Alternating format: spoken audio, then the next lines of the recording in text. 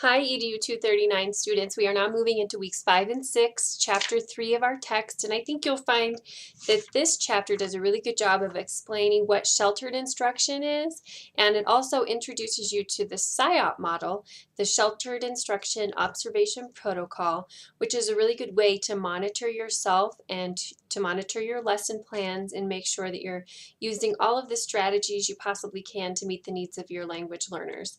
For those of you who have already taken EDU 241, that class goes in depth with all of those features, so this will be a good review for you.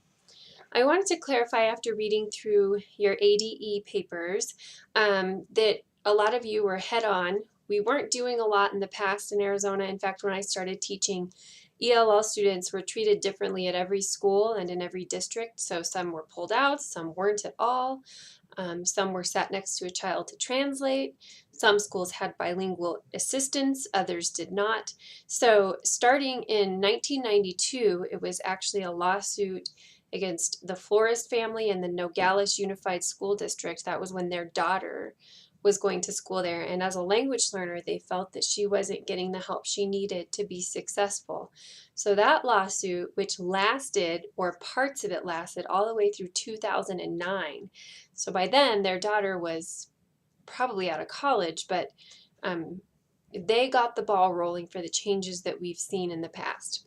So those changes include the creation of the AZELA, a standardized test, the creation of standards, the 4-hour intensive model, the ILLP model for schools that don't have enough students to pull them into a classroom for 4 hours a day, the SEI requirements for teachers, which used to be, at one point they were 4 credit hours, then they were 6 credit hours, and now they're down to 3 credit hours. But I'm sure you noticed while you were reading through all of that material that there were a lot of laws and propositions, the English only propositions that come into play that got us to where we are today. One last small fact that maybe some of you noticed was the funding issue. So starting in 2004, so the lawsuit was in 1992. In 2004, the state was starting to get into compliance, but they weren't funding adequately, and they fought all through the early 2000s up to about, mainly in 2007, 2008, there was the Supreme Court was fining the state of Arizona and going back and forth. I was teaching at that time, and we were all just like in awe of what was going on right before our eyes. But all of that has thankfully settled down. While I don't think that we are funding our ELL students adequately, I don't think we're funding any students adequately. So like anything in education, the spotlight is on one group for a while and it moves to another, and then another thing comes up. Right now it's more Common Core and funding as a whole. But at one time, ELL students and the SEI program were all kind of controversial and new. So you're coming in at the tail end of that, but it's good to know the history, where we've been, and that might help predict where we're going.